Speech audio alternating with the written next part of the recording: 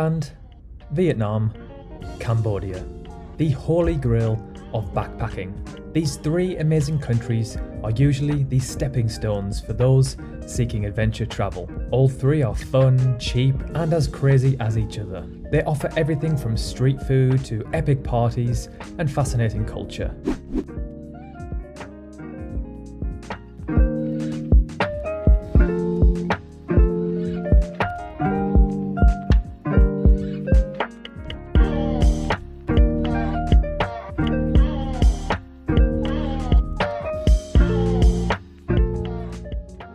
So let's start off by looking at their geographical locations on Earth. So these three nations are of course all located in Southeast Asia and are neighbours to one another. These three countries are usually visited by backpackers who are doing what's known as the Golden Circle, a route which takes you pretty much in one big circle across these three amazing nations. The capital cities are Bangkok, Hanoi and Phnom Penh. All busy, crazy but magnificent cities. So now let's take a look at the demographics of these three nations, starting off with their populations. So let's start off with the lowest out of the three, which is Cambodia, with roughly 16.7 million people, which makes them the 71st most populated country in the world, ever so slightly behind Senegal and just above Chad. However, it must be noted that Senegal and Chad's population growth percentage is much higher than Cambodia's. Next, we have Thailand, with a very respectable 69.8 million, making them the 20th most populous nation in the world,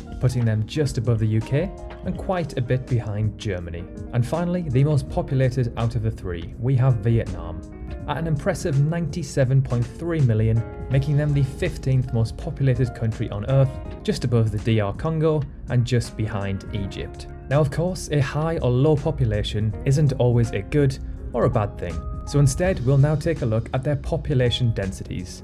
For me, the lower here is the winner. So to no surprise, Vietnam is easily the most densely populated out of the three, with roughly 286 people per kilometre squared. After visiting Ho Chi Minh City and Hanoi, I knew this would be coming. And again, to no surprise, Cambodia is the least densely populated out of the three, with just 86 people per kilometre squared. And then sitting nicely in between, we have Thailand, with 135 people per kilometre squared. With Thailand being the biggest country out of the three, this was definitely expected. Alright, cool, let's now take a look at the average age of the population for these three nations. This one actually took me by surprise. So we'll start off with the oldest out of the three, which is Thailand with an average age of 37. Then we have Vietnam at 29.9, and then finally Cambodia with a very young average age of just 24.9. A lower average age can definitely be a good thing.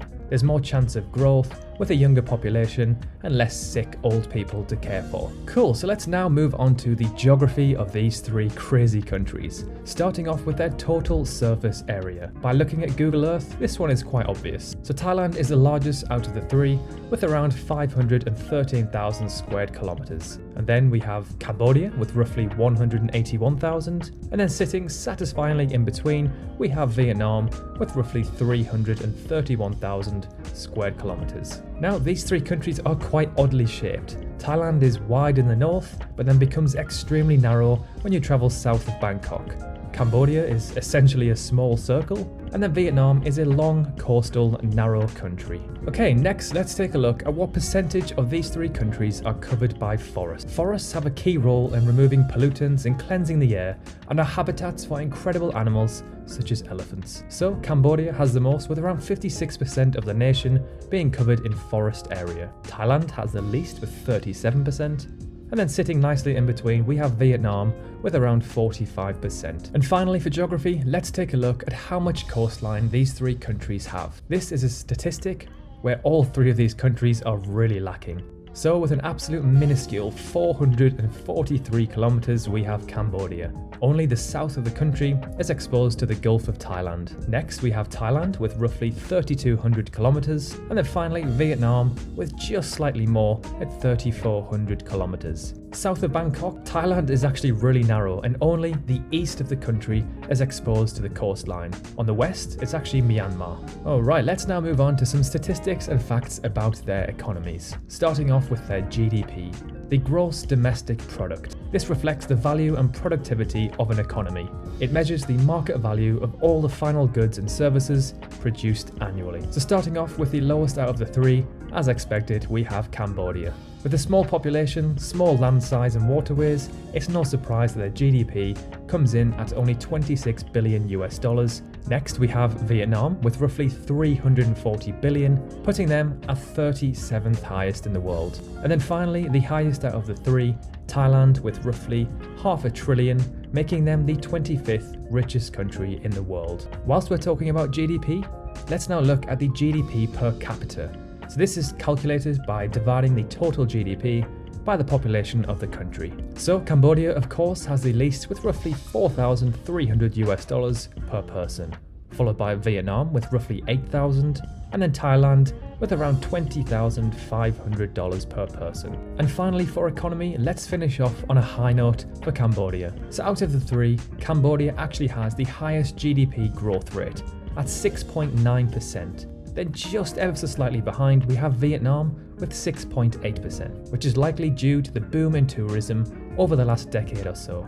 And then finally, Thailand lagging behind slightly with just under 4%. So next, let's take a look at the quality of living for these three countries, starting off with the obesity rate. So with roughly 10% of their adult population being classed as obese, Thailand still is a lot lower than westernized countries such as the UK, the US and Australia. Then we have Cambodia with 3.9%, and then finally Vietnam with just 2.1% of their adult population being classed as obese, which actually ranks them as the #1 country in the world, so kudos to Vietnam. Let's now take a look at the percentage of their populations that are classed as being under the poverty line. So Thailand takes the win here with just 7.2%. Followed just behind by Vietnam with 8%, and then Cambodia with a much higher 16%. Hopefully with the year-on-year growth of Cambodia's GDP, alongside them having a youthful nation, they can decrease this number over time. And finally, to finish off with quality of living, let's now take a look at how many hospital beds and physicians there are per 1,000 people in each of these three countries. So to no surprise, Cambodia has by far the lowest, with 0.8 and 0.17 respectively. Then we have Thailand with 2.1 and 0.81. And then finally, taking the win, we've got Vietnam with 2.6 and 0.82. So a close one between Thailand and Vietnam, but Vietnam just pips them for the win here.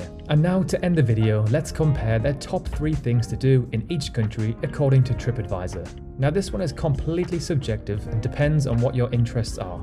So if you disagree with us, then let us know why in the comment section below. So starting off with Thailand, we have the Wat Phra Kaew. One of the oldest and largest temples in Bangkok features the famous reclining Buddha, which is the largest in Thailand, measuring more than 150 feet in length. Number 2, we've got Elephant Rescue Park, which is located in Chiang Mai, and their primary objective here is to rescue poor elephants from the circus, hard work, or who have been mistreated, providing a safe and secure living environment. And then number 3, the Sanctuary of Truth. The Sanctuary of Truth is a gigantic wooden construction. The top point of the building is about 105 meters tall. So next, let's look at Vietnam. So number 1 is the Cu Chi Tunnels. The tunnels of Cu Chi are an immense network of connecting tunnels located in Ho Chi Minh City, and are part of a much larger network of tunnels that underlie much of the country. Number 2, the Old Quarters.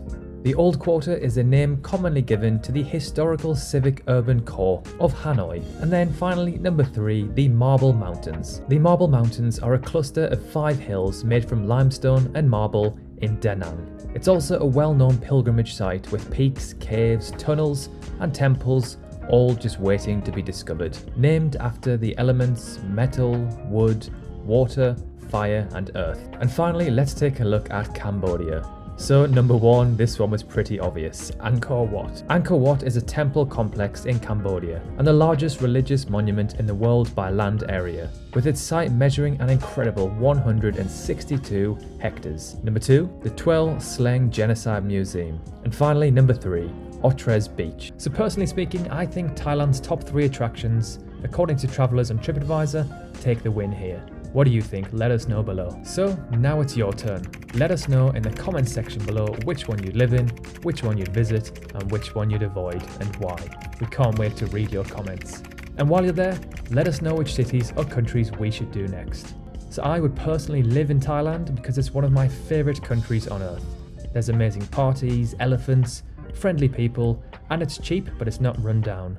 I'd visit Cambodia because I've never been there before, and I'd have to avoid Vietnam because I've already visited there before. However, I would love to go back. So thank you so much for watching. If you enjoyed the video, a like would be much appreciated, and if you loved the video, a sub to the channel would be marvellous. Thank you so much for watching, and we'll see you in the next one.